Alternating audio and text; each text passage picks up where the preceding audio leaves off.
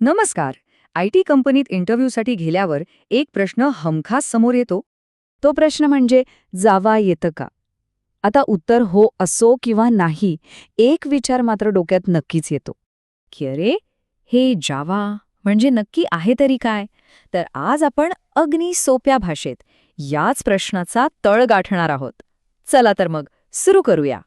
तर जावा म्हणजे काय हे समजून घेण्यासाठी ना आपल्याला थोडं मागे जावं लागेल.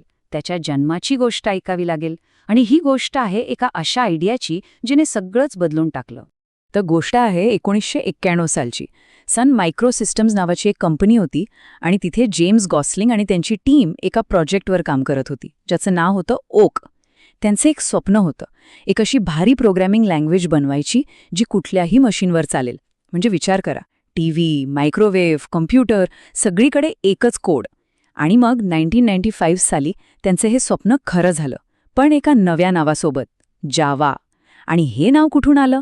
अहो, ती सगळी टीम होती ना, चक्क कॉफीची चाहती. मग काय, इंडोनेशियातल्या प्रसिद्ध कॉफीच्या बेटावरूनच नाव ठेवलं, जावा. आणि जावाचा सगळ्यात मोठा मंत्र, त्याची खरी ओळख या एकाच वाक्यात होती. Write once, run anywhere. म्हणजे एकदा लिहा आणि मग कुठेही चालवा. अहो, त्या काळात ही कल्पना करणं सुद्धा खूप मोठी गोष्ट होती. पण हेच जावाचं सगळ्यात मोठं इनोव्हेशन ठरलं. ओके, तर एकदा लिहा, कुठेही चालवा, हे ऐकायला तर भारी वाटतंय. पण या एका वाक्याने नक्की कोणती मोठी अडचण दूर केली हे समजून घ्यायचं असेल तर आपल्याला जावाच्या आधीच्या जगात एक डोकावून बघावं लागेल. विचार करा, जावा येण्याआधी प्रोग्रॅमर्सची काय हालत असेल. समजा विंडोजसाठी एक मस्त प्रोग्रॅम लिहिला. आता तो मॅकवर चालवायचा आहे, नाही चालणार. तोच प्रोग्रॅम मॅकसाठी परत लिहा आणि मग लिनक्ससाठी तिसऱ्यांदा लिहा. म्हणजे एकच काम 3-3 वेळा. किती वेळ वाया जातो आणि पैसा तर वेगळाच. किती वैतागवाणी गोष्ट होती ही.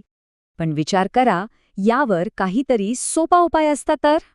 बस, याच प्रश्नाचं उत्तर म्हणजे जावा. जावाची ही जी सुपर पॉवर आहे ना, त्यामागे एक जादू आहे. आणि त्या जादूगाराचं नाव आहे JVM. आता ही JVMची जादू काय आहे हे आपण एका अगदी आपल्या जवळच्या उदाहरणाने समजून घेऊ. चला, एक कल्पना करूया.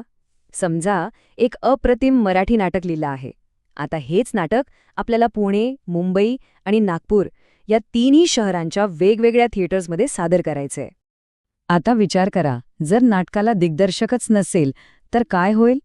पुण्याचा स्टेजचा आकार वेगळा, मुंबईचा वेगळा, नागपूरचा वेगळा.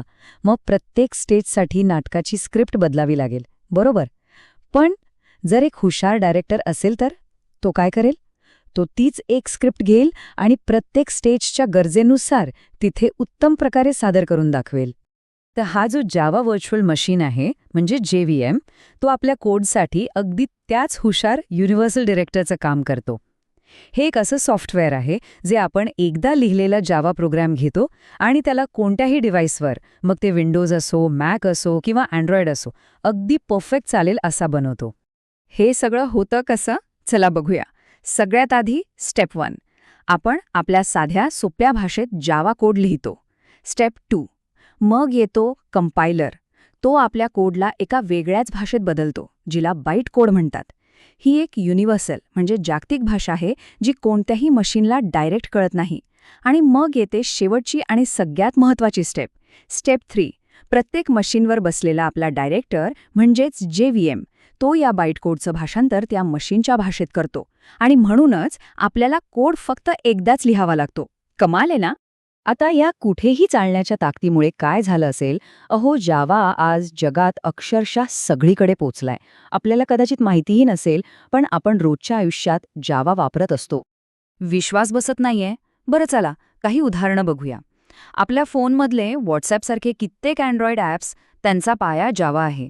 SBI, HDFC सारख्या मोठ्या बँकांची संपूर्ण सुरक्षा जावावर अवलंबून आहे. आपण वापरतो त्या लिंक्डइनसारख्या मोठ्या वेबसाईट्सच्या मागे जावा आहे. अरे, तो प्रसिद्ध गेम माइनक्राफ्ट, तो सुद्धा जावामध्येच बनलाय.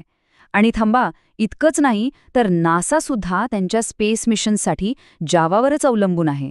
म्हणजे विचार करा, आपल्या फोनपासून ते थेट अंतराळापर्यंत जावा सगळीकडे आहे. तर मग प्रश्न असा आहे की जावामध्ये असं काय खास आहे की तो इतका सर्वव्यापी आहे? याचं उत्तर आहे त्याच्या काही मूलभूत वैशिष्ट्यांमध्ये. 30 वर्षांपेक्षा जास्त झाली, तरीही जावा आजही टॉप लँग्वेजेसपैकी एक आहे असं का? कारण 3 गोष्टी. पहिली विश्वसनीयता म्हणजे रिलायबिलिटी, दुसरी सुरक्षितता म्हणजेच सिक्युरिटी आणि तिसरी परफॉर्मन्स म्हणजे कामगिरी. मोठमोठ्या बँका आणि कंपन्या जावा का वापरतात? कारण तो विश्वासू आहे, सहजासहजी हॅक होत नाही आणि प्रचंड डेटा अगदी सहज हाताळतो. हे 3 मजबूत खांब आहेत ज्यांच्यावर जावा आजही उभा आहे. चला तर मग आज आपण जे काही पाहिलं ते एका नजरेत आठवूया. जावा म्हणजे काय?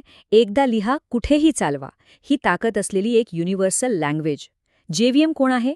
तो आहे आपला युनिव्हर्सल ट्रान्सलेटर, जो ही जादू करतो. जावा कुठे वापरला जातो? अहो, आपल्या फोनपासून बँका आणि नासापर्यंत सगळीकडे. आणि तो खास का आहे? कारण तो विश्वसनीय, सुरक्षित आणि दमदार आहे. तर मग या एवढ्या पॉवरफुल लँग्वेजबद्दल जाणून घेतल्यावर आता खरा प्रश्न हा आहे की आपण जावा शिकण्यासाठी तयार आहोत का? कारण ही फक्त एक प्रोग्रामिंग लँग्वेज नाहीये. ही एक अशी ताकद आहे जिने आपल्या टेक्नॉलॉजीच्या जगाला घडवलंय आणि आजही घडवत आहे.